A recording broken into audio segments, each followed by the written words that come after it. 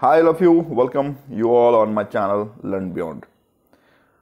We are on the same motion to cover another important part of FAQ of banking and finance. Basically, this is the part number 14. है ना, जहाँ पर 15 another important general awareness or banking and finance question I have assembled for all of you. I hope all previous video you have gone through, you understood all the important facts with their option, how to solve, which option is correct and so on. चलिए शुरुआत करते हैं। अब आपकी class 15 important question हमने इस part में शामिल किए हैं, 1 बाय 1 के क्वेश्चन, और उसके ऑप्शन के थ्रू हम उसे समझाने और सुलझाने की कोशिश करेंगे। 15 जो इंपॉर्टेंट क्वेश्चन हमने लिया है यहाँ पे, उसमें पहला जो क्वेश्चन है दैट इज ओल्टास के बारे में कहा जा रहा है। क्वेश्चन क्या है वो देखें। कहा जा रहा है expand CIN with respect to OLTAS. जैसे आप PIN का यूज़ अपने ATM कार्ड वगैरह के लिए करते हैं, जिस PIN का full form personal identification number होता है, सिमिलरली ओल्टास जिसका full form online tax accounting system है। बेसिकली ओल्टास इनकम टैक्स की एक स्ट्रैटेजी है जिसमें आप अगर इनकम टैक्स में कोई भी पैसा पे करते हैं थ्रू बैंक, तो उसकी पूरी रिकॉर्ड, उसका पूरा चालान वहाँ पे सेव रहता है। तो इस ओल्टास में जो CIN है PIN के तर्ज पे ही काम करता है, and the CIN is challan identification number. Suppose आपने कोई इनकम टैक्स ITR रिटर्न पे किया, तो वो क्या हो गया, एक चालान हो गया, तो उसका नंबर जो होगा वो वहाँ पे सेव होगा। This is challan identification number. Clear? I hope कि ये समझ में आपको आया होगा। ओल्टास का full form itself is very very important. OLTAS income tax से जुड़ी हुई एक स्ट्रैटेजी है जो बैंक के द्वारा पे की जाने वाले इंटरनेट बैंकिंग या डेबिट कार्ड से जो आप पे करते हैं उसकी रिकॉर्ड, है ना, संदर्भ में पूरा तैयार खाका तैयार करता है। चले नेक्स्ट क्वेश्चन पर हम चलते हैं और देखते हैं क्या है next question. Next question basically क्या लिखा हुआ है देखें। The components of tyre 1 capital of banking company include. आपने अगर पढ़ा है तो संभवतः बेसल नॉर्म्स जरूर पढ़ा होगा, जिसकी तीसरी कड़ी पे आज हम खड़े हैं, थर्ड पिलर पे आज हम चल रहे हैं। ये बेसल क्या कहता है? ये बेसल कहता है कि बैंकों के पास सरप्लस कैपिटल होनी चाहिए। क्लियर? और उसके तर्ज पे उन्होंने टायर 1 और टायर 2 कैपिटल का डिवीजन किया है। बहुत इंपॉर्टेंट आपका बेसल नॉर्म्स है। क्या कहता है बेसल? तो कहता है कि ये एक रिकॉर्ड है जिसमें 3 set of banking regulation to help ensure financial institution to have enough capital to handle banks and its obligation. Clear? और जो टायर 1 कैपिटल होती है बेसिकली वो क्या होता है, तो प्राइमरी फंडिंग के लिए बैंक यूज़ करता है। ये टायर 1 कैपिटल किस चीज़ में होता है? तो आप ये मान के चलें कि tyre 1 capital consist of share holders, equity and retained earning, ये भी हो सकते हैं। और टायर 1 कैपिटल मैंने बताया कि प्राइमरी फंडिंग आपके बैंक के लिए है, तो ये भी इंपॉर्टेंट है। तो इससे जुड़ा हुआ आपसे ये क्वेश्चन है कि टायर 1 जो बेसल का रिकॉर्ड टायर 1 है, इसमें कौन कौन से चीज़ें इंक्लूड होंगी। पहला है capital reserve representing surplus arising out of cell proceed of assets. बिल्कुल सही है कि जो भी सरप्लस अराइज हुआ है वो क्या होगा, टायर 1 कैपिटल में शामिल होगा। The second is paid up capital, statutory reserve and other disclose free reserve.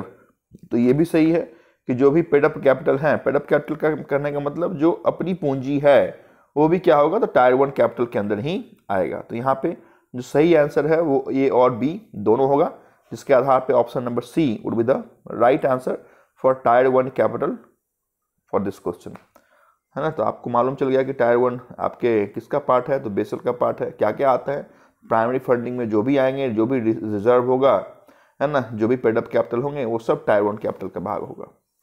Next चले, क्या लिखा है। What is the meaning of I promise to pay clause written on notes. देखिए किसी भी बैंक नोट को आप देखेंगे तो उस पर लिखा रहता है, अगर हिंदी में आप पढ़ेंगे, किसी भी बैंक नोट को आप देखें, 10 रुपये का हो, 50 रुपये का हो, 200 रुपये का हो, तो लिखा रहता है कि मैं धारक को 200 रुपये देने का वचन देता हूँ। है ना, और उसके नीचे गवर्नर ऑफ आरबीआई का साइन होता है। या इंग्लिश में आप पढ़ेंगे तो लिखा रहता है I promise to pay the bearer a sum of ₹200। इसका मीनिंग क्या होता है वो आप जाने। देखिए इसके मीनिंग क्या होते हैं वो समझना बहुत इंपॉर्टेंट है, अदरवाइज चॉइस ऐसे होते हैं जो उलझा के रख देंगे आपको। पहला देखें, it's a bank obligation, yes correct, ये एक बैंक ऑब्लिगेशन है। तो पहला तो यही इंपॉर्टेंट वर्ड है कि आई प्रॉमिस टू पे is a kind of bank obligation. Clear, तो उसके आधार पे हम ऑड मैन आउट करते हैं। तो पहला, चौथा, फोर्थ ऑप्शन देखें, इट मींस दैट टू पे यू द वैल्यू, नहीं, इट्स ए बैंक ऑब्लिगेशन हमेशा आपके ऑप्शन होगा। तो उसके आधार पे हमने क्या किया है, तो ऑप्शन नंबर 4 को कट किया है। ऑप्शन नंबर 3 में आप आएंगे तो दिखा रहता है this obligation is neither due to a contract non statutory provision, तो ये भी नहीं होगा, इसको भी आप कट कर दें। नेक्स्ट, मैंने पहले ही बताया कि बैंक ऑब्लिगेशन के वर्ड को आपको ढूंढना है। तो ऑप्शन नंबर 1 और 2 जहां पे बैंक ऑब्लिगेशन दिखा रहा है तो आंसर हो ना हो इसी में छिपा होगा। तो हम 3 और 4 पर भी डिस्कस करेंगे ही नहीं, क्योंकि हमने ऑलरेडी आपको ये बात कह के बता दिया है कि जो आई प्रॉमिस टू पे है is a kind of bank obligation. तो ऑप्शन नंबर पहला कहता है द बैंक ऑब्लिगेशन टू पे value of bank note does not arise out of a contract. Yes, देखिए हम 500 रुपया किसी से अगर लेते हैं या देते हैं तो उसके लिए कोई कॉन्ट्रैक्ट साइन नहीं करते हैं या फिर कोई एग्रीमेंट नहीं है ना, तो does not arise out of contract, ये सही है। अगर हम कोई कॉन्ट्रैक्ट साइन करते हैं तो फिर वो लीगल चीज़ें होती है, फिर वो स्टैम्प लाओ वहाँ जाओ, तो वो कॉन्ट्रैक्ट नहीं है। हमने पैसा दिया, बैंक ने पैसा आरबीआई ने पैसा दिया, तो ये this is not a kind of contract. तो आई होप कि पहला सही लग रहा है, बट दूसरे को भी हमें पढ़ना है। दूसरा ऑप्शन कहता है द बैंक ऑब्लिगेशन टू पे value of bank note does arise out of contract. तो कॉन्ट्रैक्ट से ये जन्मा हुआ नहीं है ना। मैंने पहले ही बताया है कि बैंक के द्वारा पैसा दिया जाना इज नॉट ए कॉन्ट्रैक्ट और is not arise out of contract. तो उस कंडीशन में हमारी जो सही आंसर है वो ऑप्शन नंबर 1 है, क्योंकि ऑप्शन नंबर 2 भी सही था, लेकिन यहां पे क्या कहा था, यहां पे कहता था डज अराइज। तो ऐसा बिल्कुल नहीं होता है कि कॉन्ट्रैक्ट बेसिकली है। हमेशा याद रखें आई प्रॉमिस टू पे, मैं धारक को इतने रुपए देने का वचन देता हूं, इसमें कॉन्ट्रैक्ट की कोई भी बात नहीं है, is a kind of obligation for bank to customers. Next question चलें, कहता है कि इसमें से जैसे आपने रीजनिंग में कॉज एंड इफेक्ट पढ़ा होगा, तो उसी आधार पे ये क्वेश्चन है जिसमें आपको कॉज और इफेक्ट मतलब सही और गलत करना है। कॉज और इफेक्ट बेसिकली नहीं है, बट समवॉट देखने में ऐसा लगता है सिर्फ कॉज और इफेक्ट में आप पढ़ते तो स्टेटमेंट 1 स्टेटमेंट 2 रहता है। तो यहाँ पे आपको सही और गलत करना है। कहता है 1 rupees note is a liability of government of India. दूसरा कहता है 2 rupees note is a liability of RBI. तो बोथ आर राइट, क्योंकि आपको ये मालूम है कि 1 रुपीज के जो नोट होते हैं वो आरबीआई के हवाले से प्रिंट नहीं होता है, मिनिस्ट्री ऑफ फाइनेंस तय करती है, फाइनेंस सेक्रेटरी उसके ऊपर साइन करते हैं। इस कारण से only 1 rupees note is the part of किसका, is the part of government of India, है ना। तो यहां पे आप जाने कि 1 rupees note government of India का होगा। Other than 1 rupees note, all note, है ना, signed by governor of Reserve Bank of India. Clear, तो बोथ आर राइट। अगर 2 रुपीज नोट ना देके 10 रुपीज नोट देता, 200 रुपीज नोट देता, 2000 रुपीज नोट देता, तो भी वो क्या है, लाइबिलिटी है आरबीआई की। But this is the only exception that 1 rupees note is liability of government of India, क्योंकि फाइनेंस सेक्रेटरी का साइन उस पर होता है। तो बोथ 1 और 2 आर राइट के आधार पे आप जा सकते हैं, ऑप्शन को ढूंढें कहाँ पे लिखा हुआ है। तो both statement are right, option number 1 में ही है, इसको आप टिक मार्क कर सकते हैं। नेक्स्ट चले, कहता है बैंकिंग रेगुलेशन एक्ट 1949। 2-3 एक्ट आपके लिए बहुत इंपॉर्टेंट है, जैसे BRA banking regulation act 1934, sorry RBI act 1934, banking regulation act 1949, है ना। उसके बाद आपकी जो भी आरआरबी एक्ट है वो इंपॉर्टेंट है। तो उस कड़ी में जो ये बैंकिंग रेगुलेशन एक्ट है डज नॉट अप्लाई टू किस पे अप्लाई नहीं होगा? तो बैंकिंग रेगुलेशन है, जितने भी आपकी भारत सरकार के अधीन बैंक हैं, प्राइवेट बैंक हैं, फॉरेन बैंक हैं, आरआरबी हैं, सब पे लागू होगा। बट जो कोऑपरेटिव बैंक है उस पर, जो एलएबी है, लोकल एरिया बैंक है, उस पर लागू नहीं होता है। तो ऑप्शन देखें, पहला कहता है नेशनलाइज बैंक, ऑब्वियस सी बात है लागू होगा। State bank of India and इस सब्सिडरी, तो सब्सिडरी तो आज के डेट में कोई है ही नहीं है स्टेट बैंक ऑफ इंडिया की, तो इस पर भी लागू होगा।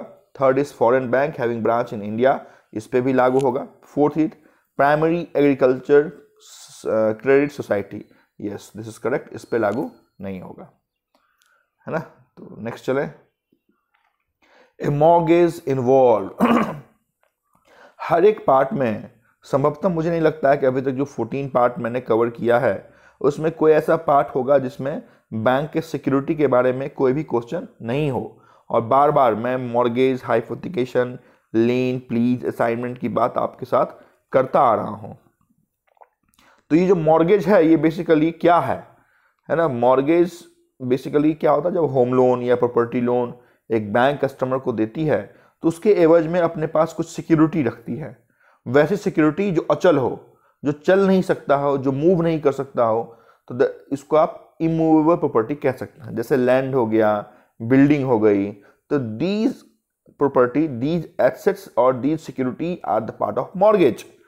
लेकिन जब आपसे ये क्वेश्चन पूछा जाए कि ए मॉर्गेज इन्वॉल्व, और फिर ऑप्शन है transfer of ownership, transfer of position, transfer of interest, all of these, तो ऐसा लगता तो है कि ट्रांसफर ऑफ एसेट है कि बैंक अपने पास रख लेती है ना, या ओनरशिप बैंक का हो जाता है। बट ऐसा बिल्कुल नहीं होता है, और कतई आपको ये जो हम सोचते हैं वो फिनेंशियल लैंग्वेज में नहीं है। तो यहाँ पे आप याद रखें कि मॉर्गेज क्या होता है, mortgage is nothing accept transfer of interest, कि आप अगर बैंक का पैसा नहीं चुकाएंगे तो उस कंडीशन में वो जो प्रॉपर्टी है वो नीलाम हम कर सकते हैं। तो ना वो ओनरशिप का ट्रांसफर, आपने बैंक के पास अगर प्रॉपर्टी मॉर्गेज कर दिया तो ओनरशिप आपने नहीं बेचा, ओनरशिप अभी भी आपके पास है, आप ही घर में रहेंगे। पोजीशन आपने नहीं दिया, पोजीशन आप ही का ही रहेगा, उसमें बैंक वाले नहीं रहेंगे, है ना। ओनरशिप क्या होता है, जैसे मेरा घर है और मैंने इसको मॉर्गेज किया है तो ओनरशिप मेरा ही रहेगा, सिर्फ वो डॉक्यूमेंट बैंक के पास रहेगा। सेकेंड, पोजीशन, अगर पोजीशन मेरे में है तो इसमें मैं ही रहूंगा, बैंक वाले नहीं रहेंगे। तो ऑप्शन नंबर 1 और 2 तो आप कट कर सकते हैं। But yes, transfer of interest है कि अगर मैंने नहीं दिया तो मैं बैंक को आज बता रहा हूं कि आप इसको मॉर्गेज करके आप इसको रीसेल या फिर आप इसको नीलाम कर सकते हो। तो transfer of interest is absolute and correct answer, है ना, कि मॉर्गेज ये है। उस कंडीशन में आप ऑप्शन नंबर सी को टिक मार्क कर सकते हैं। Next, micro credits are the loans. देखिए, माइक्रो क्रेडिट बेसिकली एक ऐसी लोन है जो मैक्सिमम 50,000 रुपये तक के लिए हम देते हैं, और उनको देते हैं छोटा उद्योग धंधा करना है ना, जैसे कोई चाय टपरी का दुकान लगाना है, ठेले का दुकान लगाना है, बहुत मिनिमम सा फाइनेंस चाहिए और उनको एक नए इंटरप्रेन्योर की शुरुआत करनी होती है। तो बेसिकली माइक्रो फाइनेंस लोन होता है, but this loan can not be more than of ₹50,000। इस माइक्रो फाइनेंस का जन्म बांग्लादेश से हुआ था, मोहम्मद यूनुस साहब ने किया था, तो वो भी आपके लिए इंपॉर्टेंट है। पढ़ते हैं क्वेश्चन को। Granted to distress person other than farmers, yes farmers को माइक्रो क्रेडिट हम नहीं देते हैं क्योंकि उनके लिए केसीसी है। To prepay their debt to non institutional lenders against appropriate collateral on the ground of security, yes micro finance loan हम ऐसे ही देते हैं, कुछ कोलेटरल रख लेते हैं। कोलेटरल मतलब अटैचमेंट, कुछ अटैचमेंट हमने रख लिया और उनको हमने लोन दिया। सेकंड इज नॉट एक्सीडिंग ₹50,000 पर borrower provided by banks, yes मैंने पहले ही बताया कि मैक्सिमम 50,000 रुपये तक का हो सकता है। तो in that case A and B both are the right option for micro finance loan. तो आप ए और बी को सही आंसर टिक मार्क कर सकते हैं। Next, RBI issued its first banknote in January 1938 bearing the portrait of George IV. What was its denomination?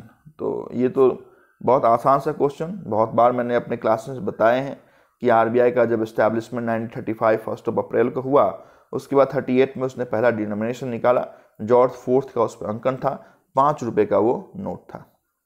Next, bank holidays comes under section 25 of negotiable instrument act. देखिए ये एक answer है, लेकिन ये answer question में आपको put कर दिया है, तो यहां से इस आंसर को भी आप क्वेश्चन बना के याद रखें। क्या है क्वेश्चन? तो कहता है, क्या कहता है वो भी पढ़ें।